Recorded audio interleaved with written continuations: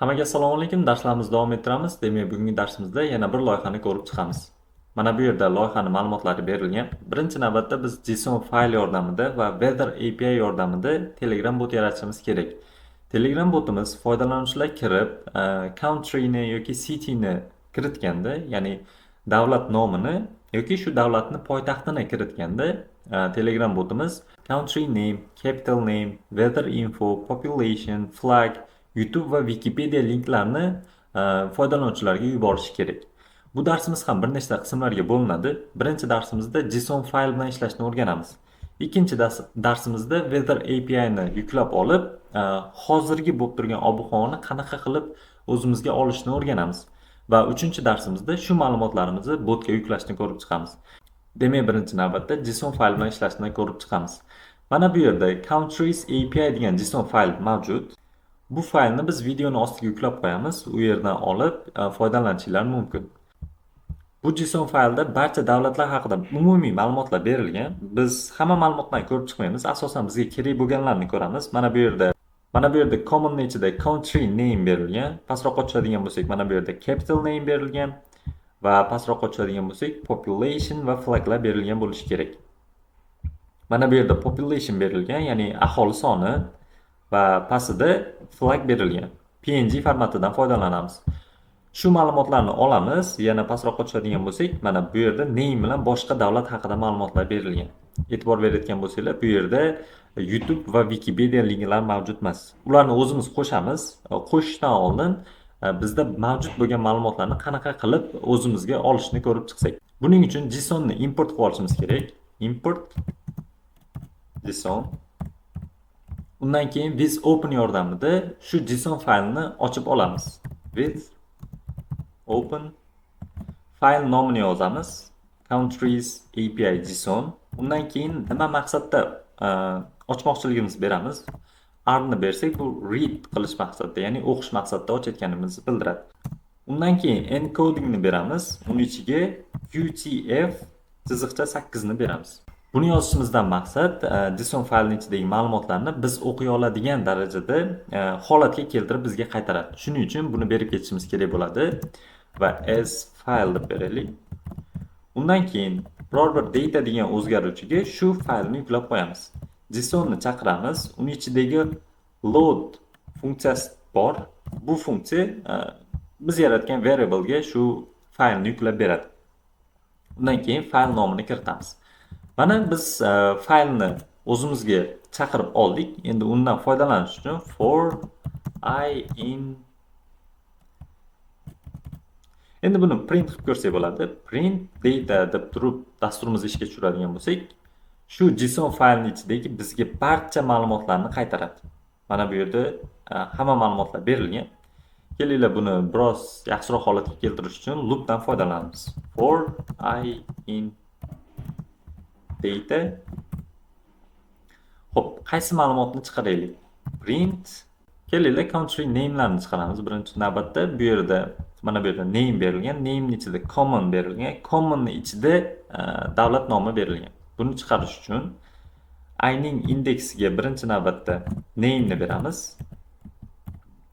Undan keyin common ni beramiz.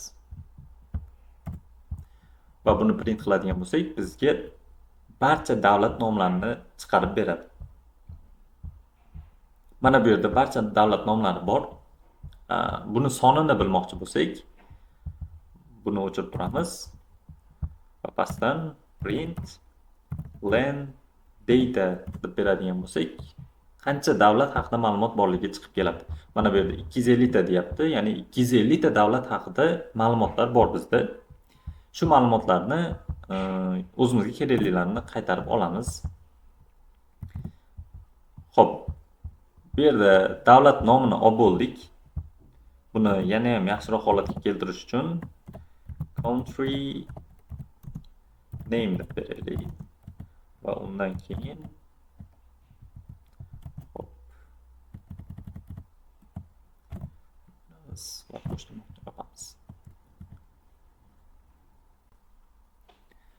Mana bu yerda bizda xatolik ko'rsatyapti. Sababi ikkita qo'sh tirnoq ishlatganmiz. Bu name'larga bittadan qo'sh tirnoq, bittalik qo'sh tirnoqni ishlatishimiz kerak bo'ladi. Shunda bizda xatolik ko'rsatmaydi. Xo'p, keyingi navbatda oladiganimiz capital name.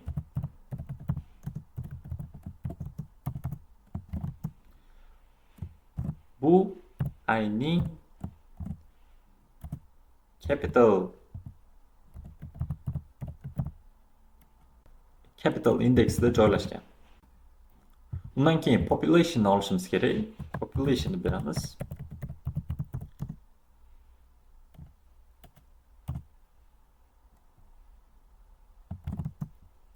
Bu ayning population indeksida joylashgan.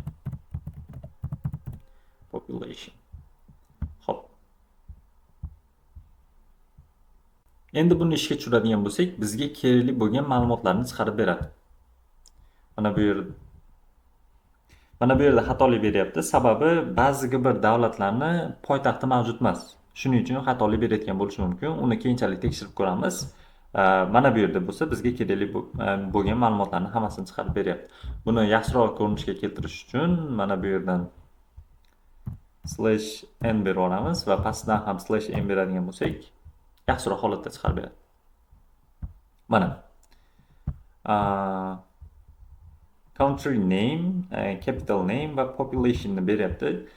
E'tibor berayotgan bo'lsanglar, capital name'ni listni ichida chiqaryapti. Buni listni ichida chiqarmaslik uchun bu yerga indeks berib ketamiz. 0-indeksni bersak, har bitta capital name'da bittadan list bor va bitta listni ichida bittagina qiymat bor. Shuning uchun 0-indeksni beradigan bo'lsak, to'g'ridan-to'g'ri poytaxt nomini chaqirib olamiz. Buni ishga tushiradigan bo'lsak, mana bizda endi capital name'lar list emas, oddiy holatda chiqib kelyapti.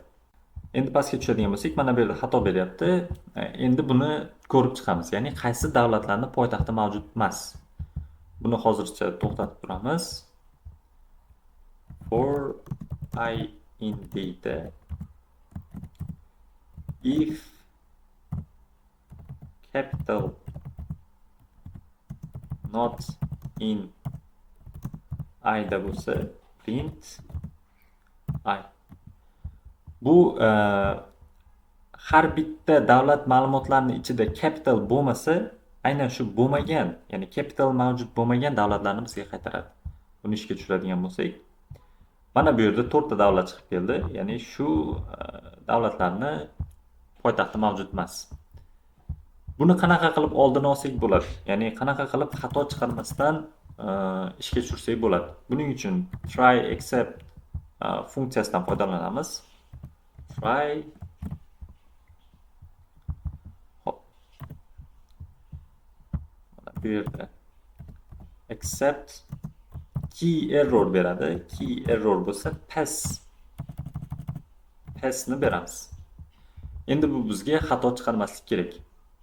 Mana bu yerda hamma ma'lumotlar xatosiz chiqib kelyapti. Ya'ni capital mavjud bo'lmagan davlatlarni bo'lsa bizga chiqarmayapti. Shunchaki pass qilib, ya'ni ulardan o'tib ketyapti.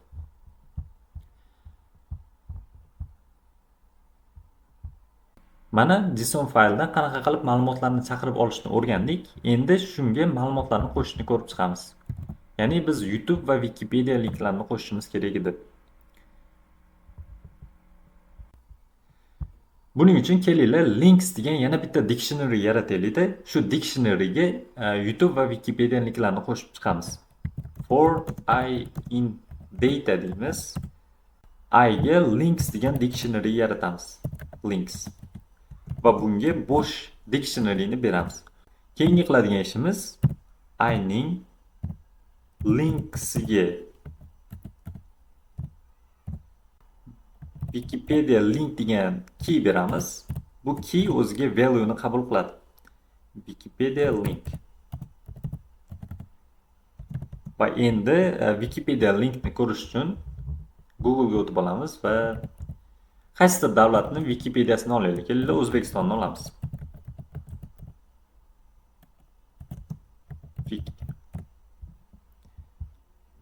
Birinchi saytga kiramiz. Mana bu yerda Wikipedia linki berilgan. Biz mana bu yerda linkni ko'chirib olishimiz kerak bo'ladi. Buning uchun shu yerdagi linkni ko'chirib olamiz va mana bu yerga joylab buni f-string deb berishimiz kerak. Endi mana bu yerdagi O'zbekistonning o'rniga har bitta davlatning nomini berib ketishimiz kerak bo'ladi. Buning uchun ayning buni ko'chirib olishimiz kerak.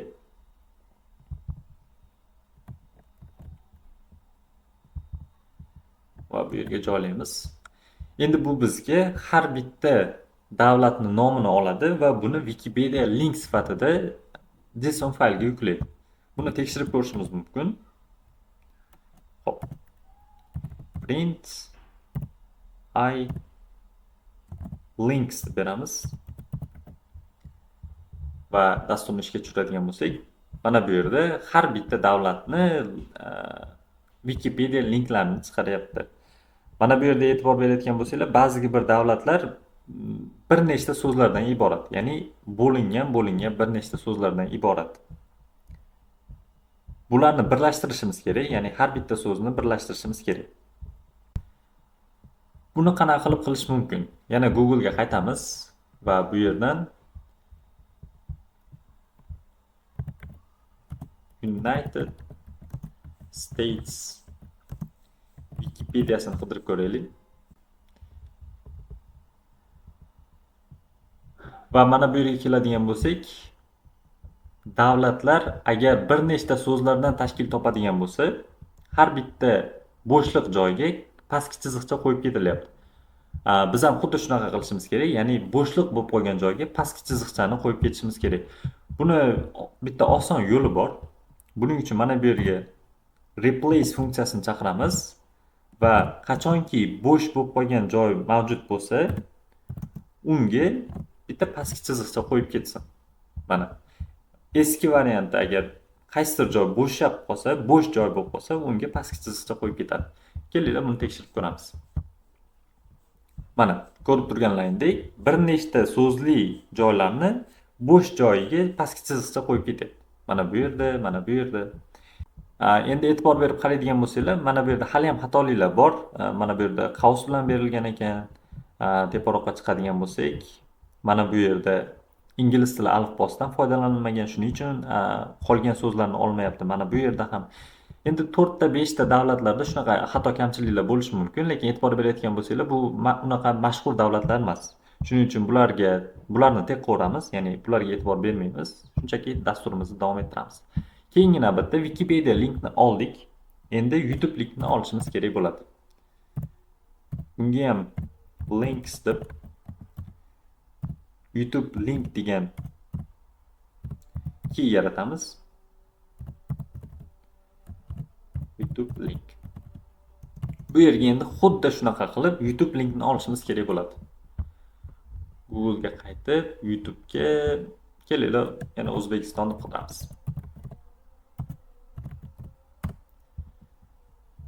Xo'p.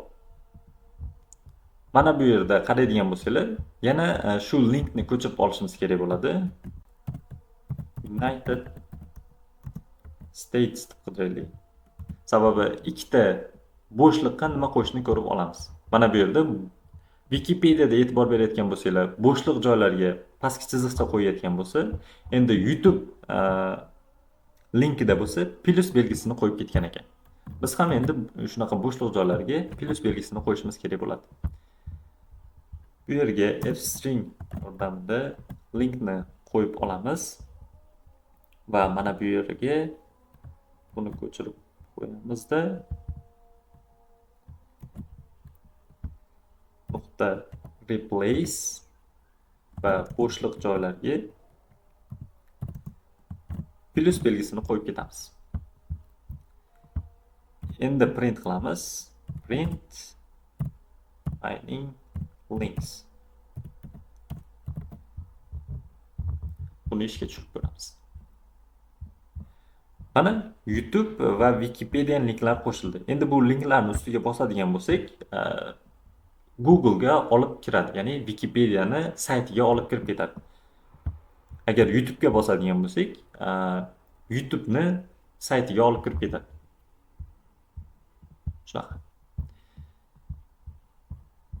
Endi loyihamizga qaytib oladigan bo'lsak, mana bu yerda bizga country name, capital name, population, YouTube va Wikipedia linklar kerak edi. Flag PNG formatda bo'ladi. Buni Telegramdan yuboramiz va bizda qoladigani yana bittasi weather info hisoblanadi. Weather infoni keyingi darsimizda qanaqa qilib chaqirib olishni o'rganamiz. Endi bu YouTube va Wikipedia linklarni qo'shdik. Buni JSON faylga yuklashni ko'rib chiqishimiz kerak bo'ladi. Mana bu yerga kelib with open qilamiz va endi mana bu yerga countries API JSON ni berib ketamiz. Kelinglar yangi yaratamiz. Countries JSON degan yangi fayl yaratamiz, JSON fayl va unga hozirgi ma'lumotlarni qo'shamiz. Qo'shish uchun write funksiyasidan foydalanamiz va encoding beramiz. UTF-8 as file beramiz. JSON package-ni chaqirib dump degan funksiyasidan foydalanamiz. Va bu yerga data ni beramiz. Ya'ni mana bu yerda data ichiga YouTube va Wikipedia linklar qo'shilgan holatda bizga countries JSON faylga ma'lumotlarni qo'shadi. Agar bu fayl bizda mavjud emas, esinglarda bo'lsa, fayl mavjud emas bo'lib turib, unga ma'lumot qo'shmoqchi bo'lsak, dastur avtomatik o'zi fayl yaratadi va unga ma'lumotlarni qo'shadi. Datani yozamiz, undan keyin faylni yozamiz va indent berib ketishimiz kerak bo'ladi. Bu indentga 2 deb beraylik. Indent degani mana bu yerda e'tibor berayotgan bo'lsanglar, fayllar to'g'ri yaxshiroq holatga kelish uchun har bitta ma'lumot yozishdan oldin nechtadir probel tashalgan. Ya'ni probel tashalib, ozgina surilib ma'lumotlar yozilgan. Shu indent deganimiz nechta probel tashashini berib ketishimiz kerak bo'ladi. Shu indentni ichida 2 deb yozaylik. Mana bu yerda ham ikkita probel tashab yozilgan hamma ma'lumotlar va ko'rinishi unchalik yomon ko'rinmayapti. Shuning uchun 2 deb berib ketsak bo'ladi. Xohlasanglar 4, xohlasanglar 6 berib ketaverasizlar. Necha indentga necha raqam beradigan bo'lsanglar, ma'lumotlar shuncha probel tashab yoziladi. Va undan keyin ensure ASCII ni berib ketishinglar kerak bo'ladi va unga false beramiz. Kelinglar dasturimizni ishga tushirib ko'ramiz. Va mana bu yerda bizda countries JSON degan yangi fayl yaratildi. Va mana bu yerda hamma ma'lumotlar to'g'ri berilgan. Pastroqqa tushib ko'ramiz. Va flag hamma ma'lumotlar berilgan va yakunida links degan yana bitta dictionary yaratilgan va unga Wikipedia link degan key va unga value berilgan, YouTube link degan key berilgan va unga valuesi berilgan. Bizga kerakli bo'lgan barcha ma'lumotlarni qo'shib oldik. Endi weather API ni chaqirib ob-havo haqida ma'lumotlarni olamiz va undan keyin bu ma'lumotlarni bitta bot degan fayl yaratib, botga yuklab qo'yamiz. Hammaga rahmat. Bugungi darsimiz tugadi. Keyingi darsimizda weather API bilan ishlashni ko'rib chiqamiz.